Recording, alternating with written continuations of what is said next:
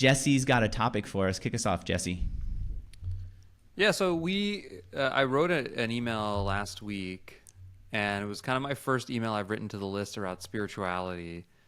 And, even in the email, I probably didn't let on as much as Dave and Andrew. Dave obviously knows, Andrew, to some extent. And the email was still a little, oh, what is it? And what does it mean to be spiritual and all these things? But I don't think I told this to Dave, but we got a massive outpouring around it. And some of the cool things, Dave, and I acknowledge Dave for supporting me in this way, but a lot of people said, it's funny you're just talking about this now because when I see you on video or interact with you, I can feel it. And I was like, oh, that felt really nice. And it felt whatever, true. But one of the things people always ask about when we start talking about spirituality, like you can talk about above the line, below the line, and conscious leadership and all these things, but everybody kind of goes, where do I start? What do I do? What could I actually do that would show me results? Wait, they don't start by saying, why do I need to be spiritual? Or why are you talking to me about spirituality? Let me get my business in order and I'll get spiritual. Or let someone else. What are the benefits and how could I actually do something about this? Because it's a pretty hard to grasp thing, right? And one of the tools that I think is an obvious tool, it's been a tool forever, but I think I want to spend today talking about it and ask Dave a bunch of questions about it, is meditation. And, did you guys ever see Billions? Did you ever see the show Billions? Yeah. Yes. Do you remember the scenes where, this is a show for those who haven't seen it, it's like this hedge fund guy, it's supposed to be like Steve Cohen, effectively. This hedge fund guy who's insider trading, and then this crazy district attorney, and they're basically battling with each other. And there's these funny scenes where both of them throw on their timers and both of them meditate. And so, meditation is like a big, it's a well-known topic, but I actually think when I talk to people, I thought you were going to mention Wendy Rhodes. Oh yeah, that's my dream that Dave will become Wendy Rhodes for me. Anyway, but I think the question, people still kind of go, what's the point of it? Or I'm not supposed to have thoughts. And I don't know, Andrew, where you are in your meditation journey, but I'm lapsed at meditation because there's so much else to do, and so I don't do it. I've been watching YouTubers lately who did these life transformations, who meditate, and I'm starting to want to come back into it, but it takes a lot of time. But Jesse, let me ask you this. When you say spirituality, are you talking about the ability to focus and to meditate, or are you talking about a connection to God, or is there a difference between the two?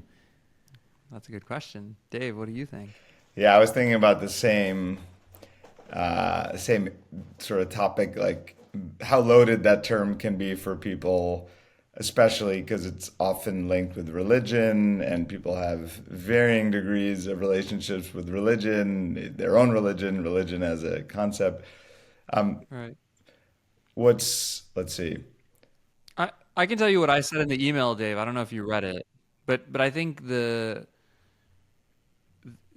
for me, the link, Andrew, where they're so important, right, is everybody has the experience of chatter in their brain. Yeah. Of this little voice that's talking, right? And most of us, for most of our lives, believe that voice is us. Right? We just think, oh no, that I think this, or this, I'm mad, I'm sad, I'm happy, I'm gonna go do this, I'm gonna go do that. And one of my favorite, I was telling this to my sister-in-law over the weekend, because I was trying to explain this concept to her, and I go, have you ever had the thought you wanted to kill somebody? Or have you ever had the thought you want to punch your kid in the face? And most people first go, no. And I'm like, no, I'll be honest. And I think everyone has had a thought of man, I want to kill that person, or I want to really. And I'm like, why didn't you do it? If you're your thoughts, why didn't you do it? And they go, oh, I don't know. I go, well, because you're not your thoughts. Those are there's this other part of you that's talking all the time. And then there's the other part that's actually listening, right?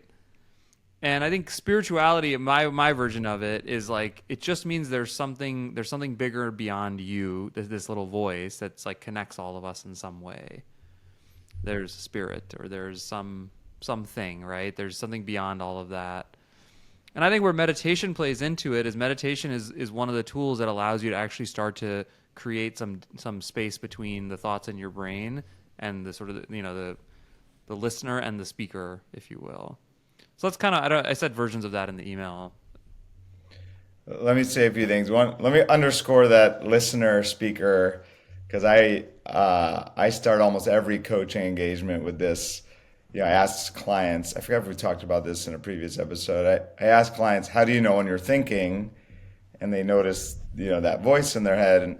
And I typically say, well, in order to have the experience of hearing a voice talking, there must be a talker and a listener, right? If there was no listener, we couldn't experience that, which for a lot of people is like, it's like an unexamined part of their experience of being human. And then, yeah, like I'll often say, if you were walking down the street at night and some like drunk homeless guy is like, you suck, it's obvious you could ignore that voice. But because the voice appears to emanate from inside your head and sounds like you, it's not always as obvious, but it is just as true that you could choose to ignore it. And I think that's a really important thing to say about meditation. A lot of people think the goal is to quiet the voice in the head. And it is nice when the voice quiets, and it does sometimes in meditation. And it often doesn't quiet in meditation or not in meditation. That's not a problem if you can see through it, right? If you can ignore it, it's just like, oh, this is just occurring. This voice is chattering on in my mind, and then you go about your business. I sometimes use this metaphor, not to pick on homeless people, but about like you're like in you're in your favorite cafe sipping your tea, and this crazy homeless guy sits down next to you and starts muttering to himself like, you're a piece of shit, you're terrible, you're God, what you wouldn't then think he's talking to you and engage and believe what he's saying. And I think that's another useful metaphor. It's like, well, just because the voice appears to be kind of inside us and sounds like us, it's not necessarily even really talking to us. Or it's useful to think that it's not, almost like it's talking to itself. And then the other thing I was just saying, spirituality, I had a teacher once who defined the divine as the unknown. I love the simplicity of that. It's like, can we just acknowledge we don't know everything about this experience of life? And so in some way, spirituality for me is the exploration of what's not yet known. And so much of us, we want to feel certain. And so we're constantly just like trying to know everything and explore what we already know and sound smart. And so it's like, can we explore and be curious about what is unknown?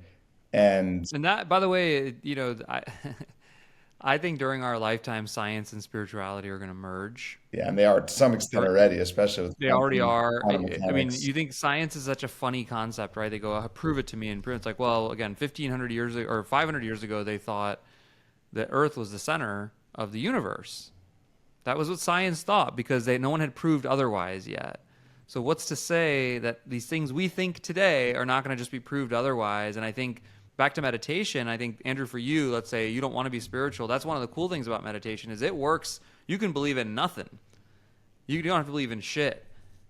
To sit down and quiet your mind and just, or not quiet your mind, but sit down and just observe your thoughts and create space and slow things down. And everyone who does it earnestly for a period of time notices the benefits of it. And now science is studying it and going, look at the gray matter difference, and Buddhist monks, they're doing all these things to prove the science aspects of it. But even if you don't believe in it, and I think for people listening, for entrepreneurs, it isn't, you can just do it because it's I read this Business Insider article of all places a long time ago, and it really clicked for me around meditation, which was, it's not stopping thoughts, as Dave said. There's two things you're doing, or there's two or three things that happen when you have a thought. Typically, you either do something, you take an action. Oh, I gotta send that email. Oh, I gotta whatever.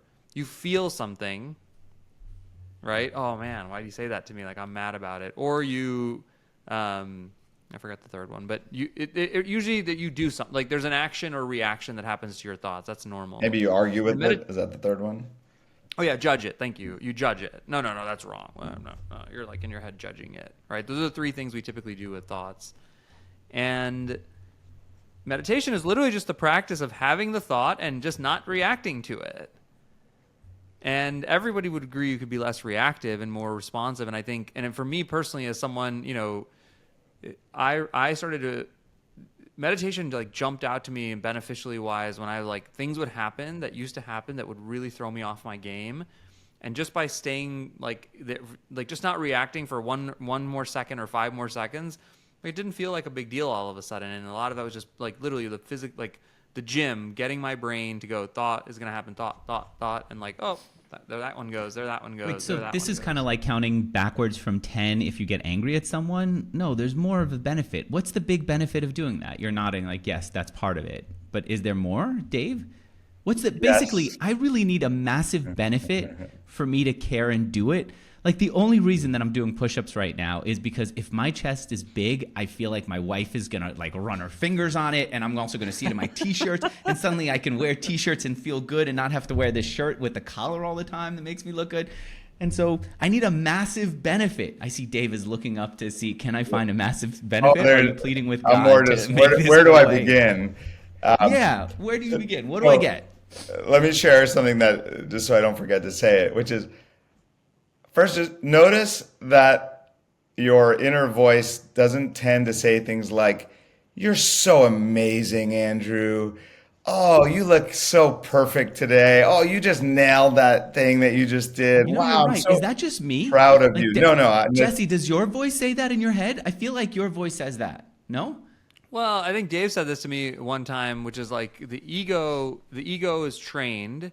So I think there are people whose inner voices are much more critical because maybe their parents were critical, their life experience. There's some who are more maybe medium. There's probably some who are positive, but you can shift that inner voice with practice. That's not necessarily. And then the inner voice will be like, yeah, you're amazing. Go ahead. A little, yeah. I mean, I've shifted mine a lot over time. Okay. I mean, that's why people say to do affirmations, and like Dave sent me his morning affirmation once, and I do my own. I'm like, hey, and you can train it. It's still the voice. It's still not you. It's still this. But at least now it's a supportive voice. It can be a supportive voice. Okay, sorry, Dave, go ahead. But most people, to today's point, most people's does not tend to be that positive. by default, most people's inner voice is critical. It's negative. It's like a massively distorted toward negativity. And so, first of all, that's just like, why change your relationship with it? It's because it's not connected to reality. It's like you live in a reality that's let's call it like level 5, and the voice would have you think that reality is like -5. So just if you listen to your voice all the time, you're in this like really distorted dystopian version of reality that's not actually the reality you're in. So first benefit is to live in the actual reality you're in. And I often say, like, I think we're neurobiologically wired for a world that existed like 1,000 years ago, where lions, tigers, and bears were constantly trying to kill us. And so the voice is a mechanism of survival in a world that was, like, again, 10 times more dangerous than the one we're in. So first benefit is to live in the reality you're actually in. And so you can relate to things as they actually are instead of way more scary and negative. And then ultimately, like, there's people who use it sort of functionally. This is where the line kind of starts to blur between like practical performance, enhancement and self-improvement on the one hand, and self-discovery on the other. So for most people, after a while, it starts to be as much about self-discovery and this like rigorous investigation of who am I and what is true. And, we started the journey in this call by saying, okay, you're not that voice in your head. It's like, oh, okay. If you have thought that's you, and suddenly you're learning, oh, that's not me. A logical next question is, well, okay, then who is me then, right? Who's the I? And then some people go, well, it's my body, right? But you were you when you were, 2 years old, and you had a really different body, and the body regenerates every like 30 days. And so it's like, okay, maybe I'm not my body. What about my feelings? Well, your feelings change all the time. Okay. And by the way, I keep thinking of the book, The Untethered Soul by Michael Singer. He does a really nice job of kind of taking you through this sort of journey of, wait, I'm not my body. I'm not my mind. I'm not my feelings. Well, what am I? That one is written for entrepreneurs and business people, because he kind of like logically breaks down like, it's hard to argue with a lot of the logic in the book. Yeah. Untethered soul. he has this kind of gross like image or imagined scene where like the doctors give you anesthesia and yeah, and then anesthesia. Sorry, anesthesia is my son's friend's name. Anesthesia, and basically like remove your body, but like keep your, there's machines keeping your brain alive, and you have no idea. Like you still think you're you even without the body, right? And so, I mean, in some way, it's the deepest question we can ask, and I think that's the invitation of meditation is, okay, like who am I really? And that I think is a profound question. And even just asking it starts to take you into that beyond the known, the who you thought you were, to these places of, either I don't know, or these almost like non-conceptual sense of who you are, that a lot of people will use words like love and God and spirit to encapsulate something that in some way can't really be put into words. It's just like this sense of who you are. One way to just think about it is awareness, right? It's like I'm the awareness in which the thoughts and feelings are arising, back to like the listener. And then sometimes you start to realize that awareness in me, or that like sense of self that's been here, like if you think of what's essential, what has not changed since you were born, or at least since you were little, there's like a sense of self, like I'm in here, right? That's probably the one thing that's been consistent. And that sense of self is actually the same in all of us. So that often starts to give people a sense of, oh, maybe we are all connected. We are all that same awareness, that same sense of self. And some people, like I sometimes think of, God or awareness or consciousness looking out at the world through like 8 billion pairs of eyes. And there's something about that I notice I feel sort of uplifted and more connected, and like my heart warms when I think about this sense that we're all in a way the same thing, or interconnected at a certain level. So that's But Dave, Andrew just wants to make his chests bigger so that his wife finds him sexy. yeah. Yes. What would you, Well, Dave? What would you tell there's someone nothing just sexier than presence.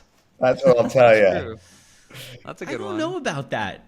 Like when you talk to me about, I remember saying to you, look, I used to be really drawn by money. I used to be really drawn by sex. What else is out there? And you're like, truth. And I'm like, Dave, that doesn't feel like it's enough. These are not as exciting. I'd much rather have more money than more truth. I'd rather you be wrong and have more But money. hold on. Let's. I got a couple threads for you. This, Andrew. One thread Yes. is, why do you want more money? Okay. Really good question. I will tell you a couple of reasons. Number one, I will say the surface reason is it's a way of knowing that what I'm doing is right that matters, not just to me, but Why does that matters. matter? What I would don't know. that We've give all you? decided that this is a thing that's going to matter, number one. And number two, I need a goal of something. And so for some reason, Right, my mind but decided even why do you I'm need a picking goal? that. So when you hit that goal, what's going to happen to you? What's going to take place in your? It's not in your about hitting the being? goal. It's about giving me a reason to keep going. And why do you All need a right. reason to keep going? I like living in excitement, and there's something really exciting about trying to get to a place. And why Even do you if want to that live in place is excitement? more. What are you trying to get out of that? There is, I don't know. That's my drug of choice. The Do you excitement feel of, alive, perhaps? yes.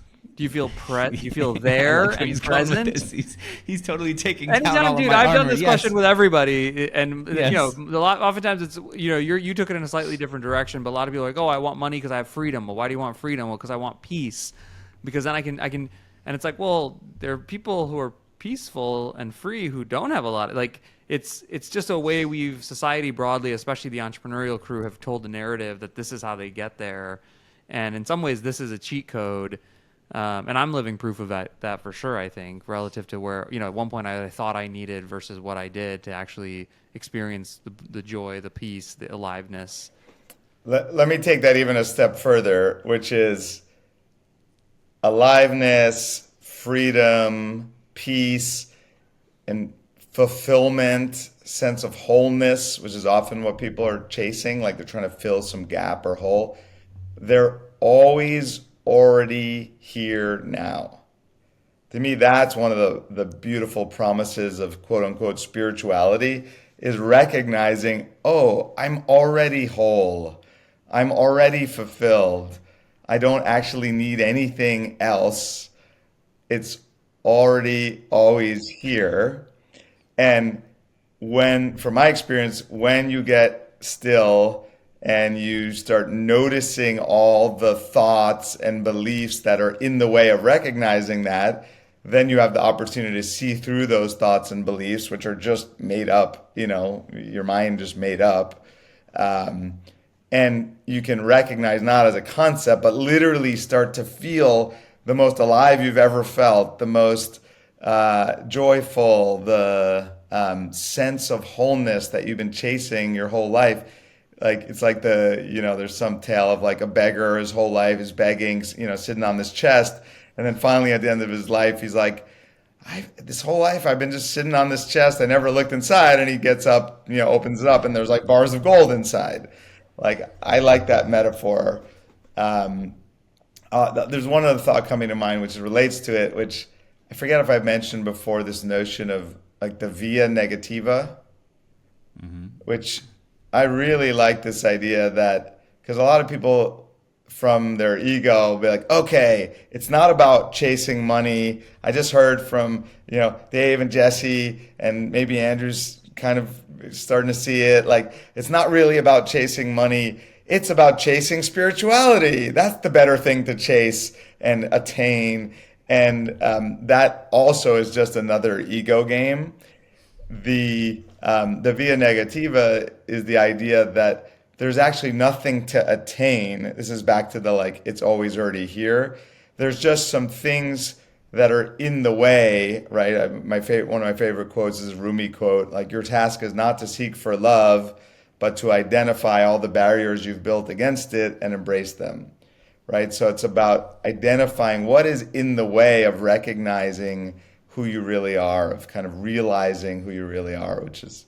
Dave, why should I do all this work to realize who I am and to find my current happiness instead of applying all this work to make money, which will give me both things? Yeah. It'll give me Because it money and won't. happiness. It won't. It's a lie. Yeah, I think the couple of thoughts. One is, it definitely won't, right? Because we all know a lot of rich people, the three of us, billionaires and other. And Andrew, of all your rich friends, how many of them seem happy, calm, alive, energized? And how many of them content? How many of them seem neurotic, insecure, confused, lost? Like, just a percentage. I don't know, because I tend to see people at their best, and usually, and I think you do know. I think you do know, because you're a pretty good judge of people. All right, I'm thinking of one specifically right now who really is in a place where he sold his company and he's still making money at this current company, and he has a lot of money, and he's still now, if anything, it's actually caused a real issue because he doesn't know what to do. He doesn't feel happiness. I don't know what the percentage is. I think 80% of the people I know who are worth 8 figures or more would not describe themselves as content, free, Really? alive, happy. Dave and I went to Penn. We know a million Wall Street people. And they all do. They're better than your typical startup founder if you actually look at their net worths and all that stuff. And I don't know that, maybe 1 in 10 of them is in some version of that. And so it just sort of proves the point. And I think the other question, maybe one other simple way to approach it, Andrew, for you, do you obviously know conscious leadership now, right? Yes, Do you buy into above the line and below the line? I do. So just for people who don't know conscious leadership, right? Above the line is you're open, you're curious, you want to learn, you're playful. That's one state of being. You're And present. there's another state, and I was going to get there. Okay. Your other state of being is you're closed and you're scared and you feel threatened and you're just not open. And the beauty, I think, of conscious leadership, especially for business people, for me at least, I think it's like a gateway drug to all this stuff. Because Dave's talking deep spirituality, right? And even when I started working with him, he wasn't yet that as spiritual as he is now, probably. And it was like, okay, this is like a gateway drug. So would you like to be more open, more curious, less reactive, more likely to respond? Would you like to be more in play? like all those things. Above the line and below the line is just a thoughtful way of saying present versus not present, or soul versus ego. And so if you think of it like that, like the benefits, Andrew, for someone just very practically is, I think if you meditate more often, you will be above the line more often. Because again, when you close your eyes and you have a thought and you go, oh, I forgot to take out the trash.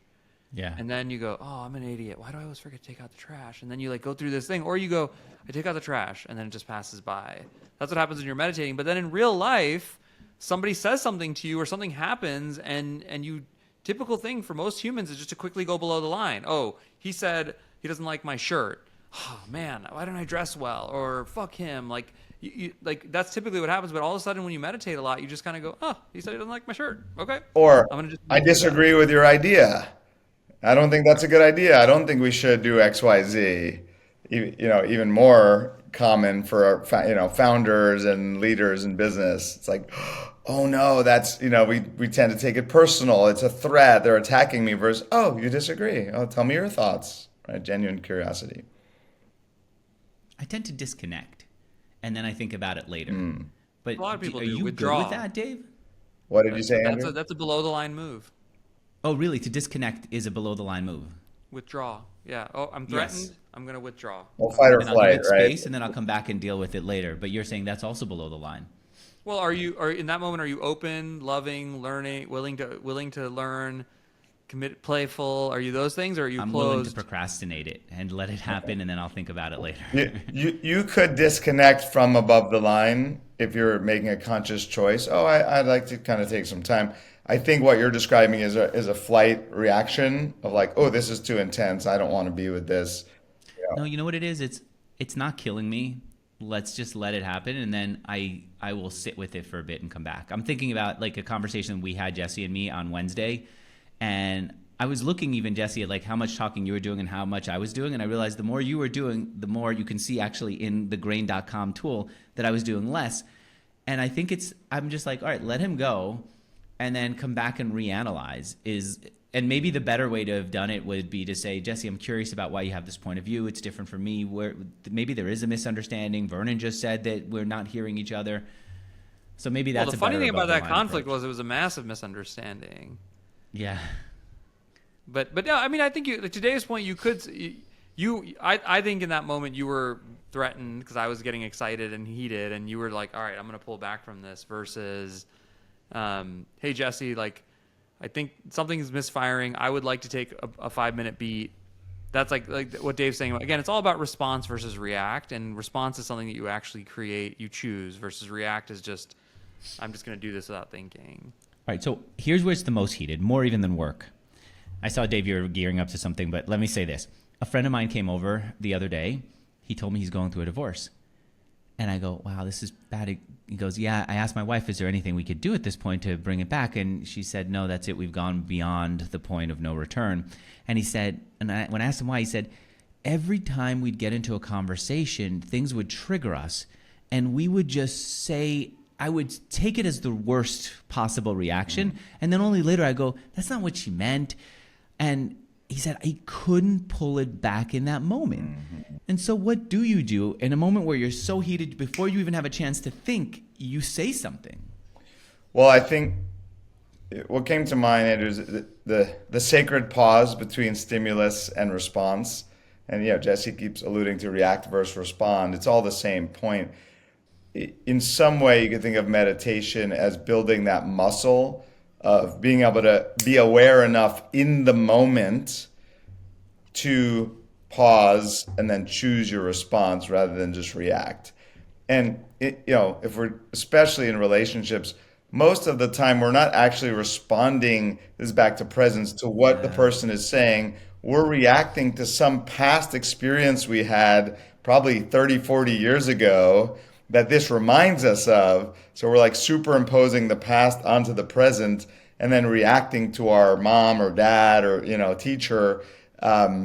And so it's like we're just replaying out our trauma, in the current relationship, instead of noticing, oh, I'm about to react really disproportionately to this actual situation.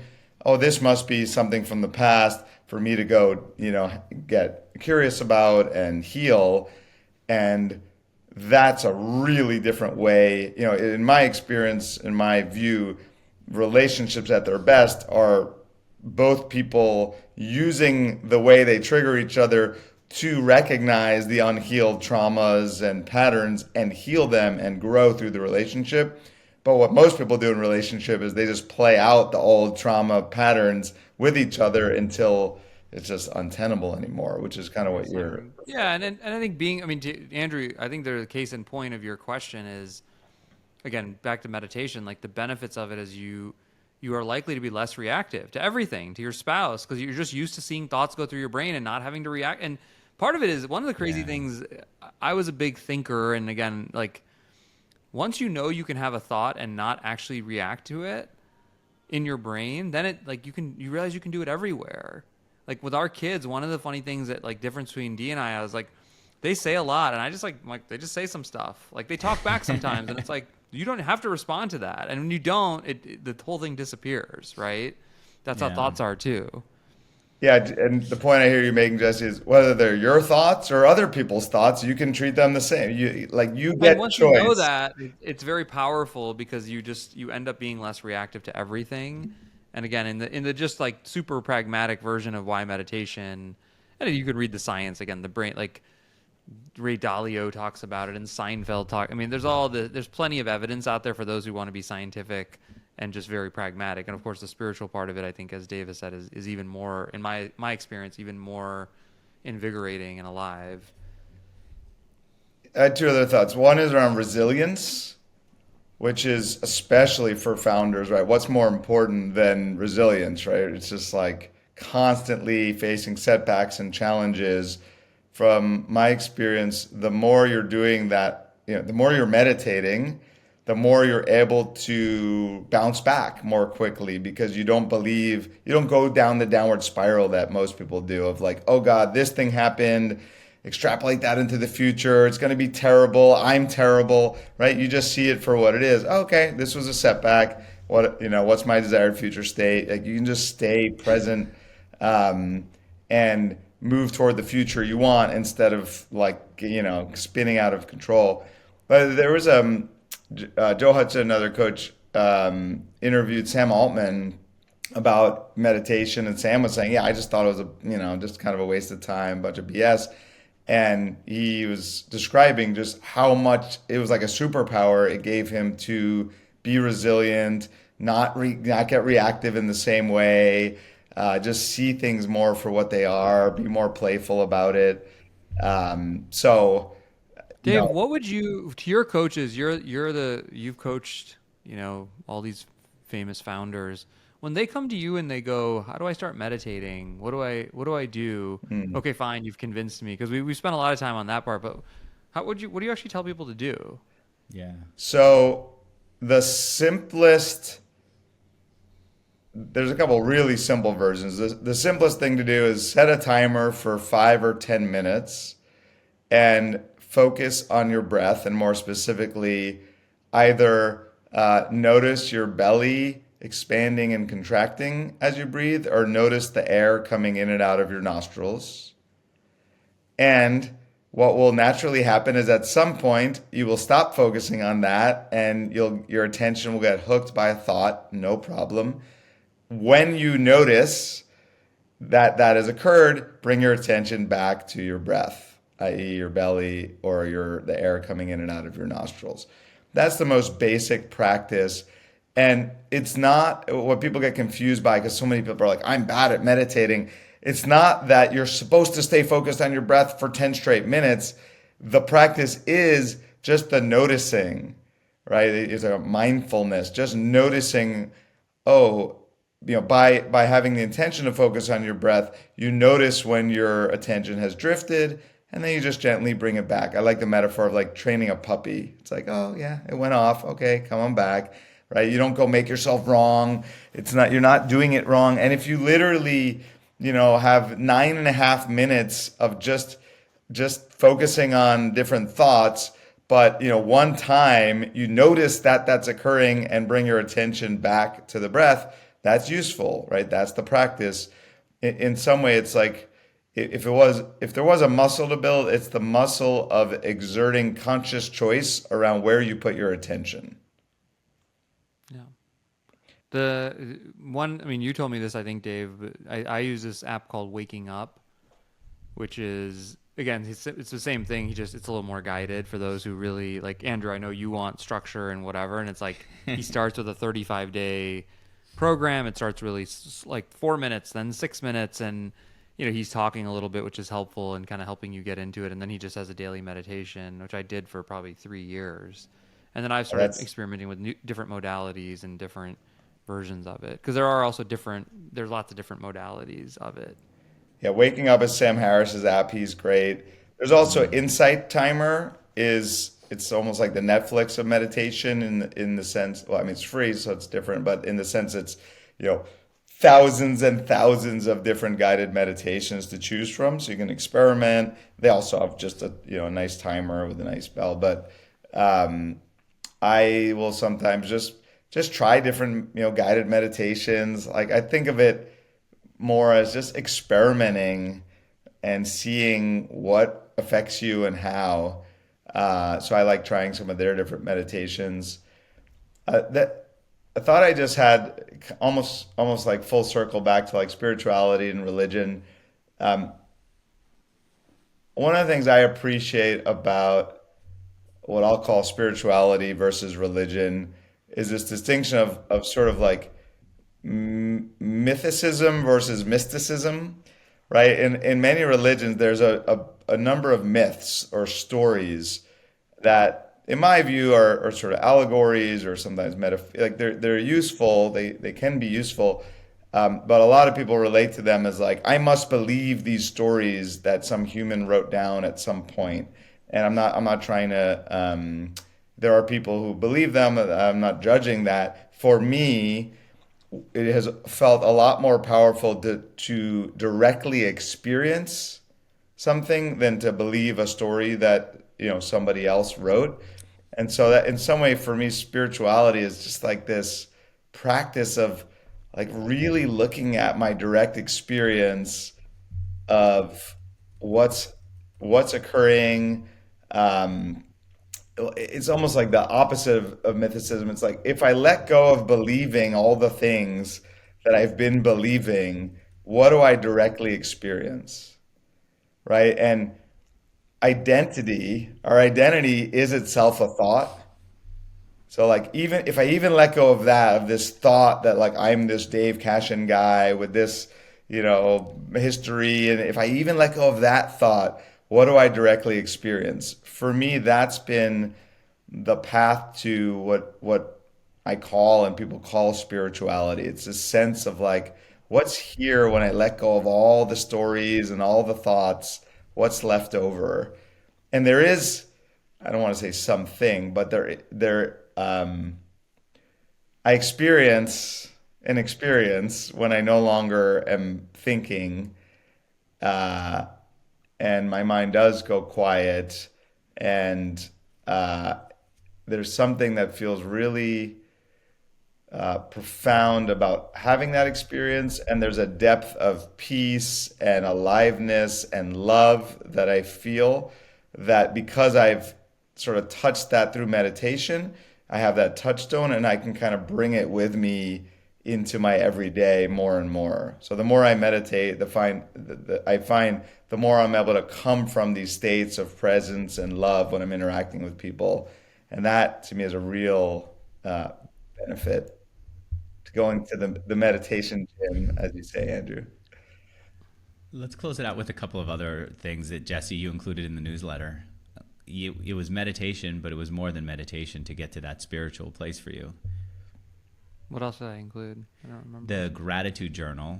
And I like gratitude journals. A lot of people have them. I actually prefer what you do beyond the gratitude journal, where you will on Friday, today we happen to be recording on a Friday, you will send gratitude to people directly. And I've been doing that, and at first it felt really weird, but that's a way for me to super feel the gratitude. And then also it has like a bounce back effect where the other person reacts and then it feels even better. I feel douchey at first, but then I feel great. Yeah, isn't it sad, by the way? Like I also had that experience in the beginning of like you feel kind of like weird or fake, and I think a Yeah. lot of, and it's like, damn, why is that like that kind of sad that we live in a, you know, like that. Have you guys seen this meme that's going around TikTok of like call your buddy to say goodnight? Oh, dude, it's so funny. Like, Really? big boy called Exhibit. Like, the rappers are calling each other, and it's literally like they'll have their Dude. phone on, and he's like, it's like, yo, Dave, man, I just want to tell you good night, dude. Sweet dreams. And the other guy on the other side is like, he's like, what? What the hell are you talking about? He's like, what's That's are you way drunk? too Like, intimate like, and and loving. it's so funny, but it's you guys got to go search it on TikTok or Reels. It's like a hilarious meme. Oh, I was like, funny. I want to do it. My younger brother and I were like, let's do it to our older brother because he's similar, right? And but yeah, I think these things do require, like anything, intention. Like I try to do it on Friday afternoons, but Andrew, the funny thing is it generally leads to me just doing it more often without prompting myself to do it.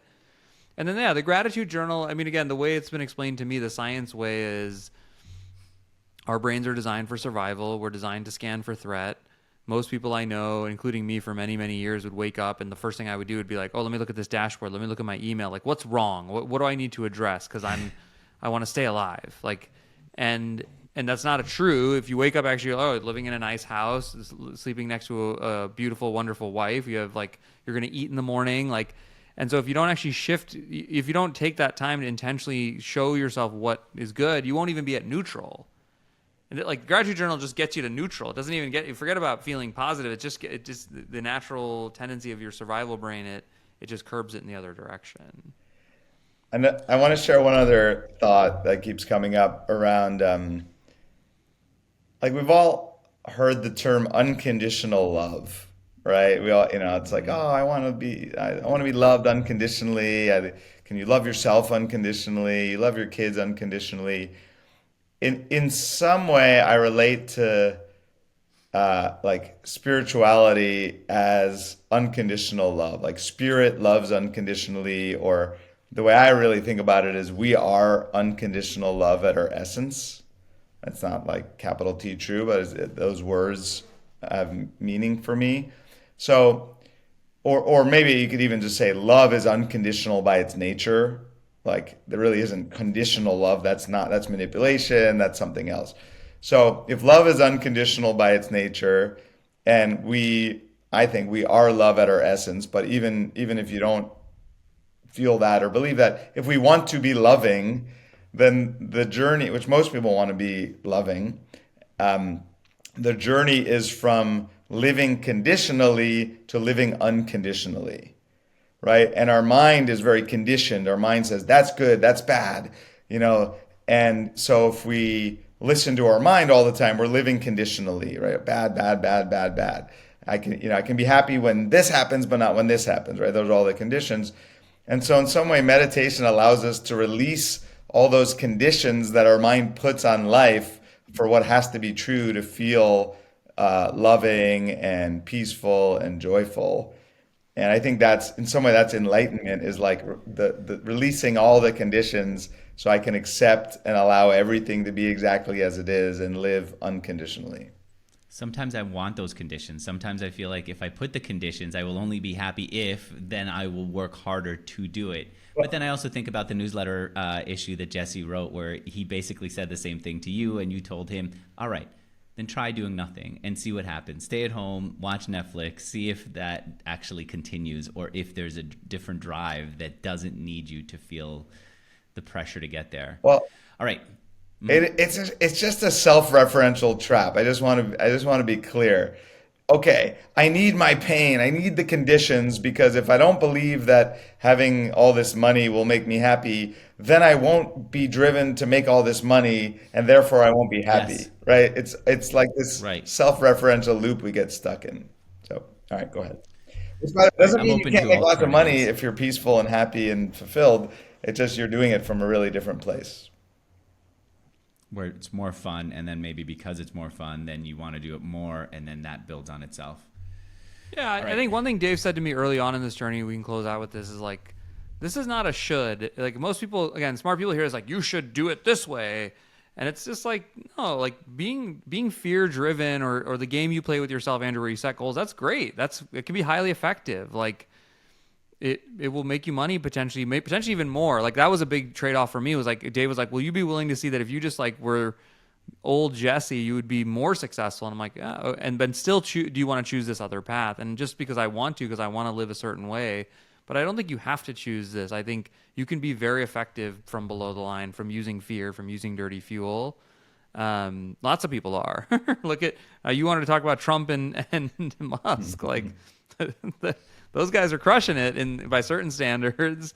And then they're petulant children on Twitter with each other. So there's just you don't have to force it one way or the other. I think these are all choices. Yeah, I agree. And to me, like the tragedy is when we place a lower order value above a higher order value, right? Like I had a mentor once who said, there's nothing wrong with like marrying for money, but if you're marrying for money over marrying for love, it's just sort of tragic because love is actually more valuable than money. And I think that's a useful way to think. It's not wrong or bad, but I invite people to reflect honestly of like, is that actually more valuable to me than this other thing that I'm trading off? All right, let's end it there. We'll continue. I'll continue being, actually, you know what? It's not that I'm skeptical. I think it comes across that way, but I do want to bring up all the objections that are in my head that will then later surface up. And sometimes people will say, you brought up the same thing that I was thinking. So I'm glad to hear that. Let me know what you're all thinking about this. Thanks, Jesse. All right. Thanks, Dave. All right. Bye, Bye, everyone. guys.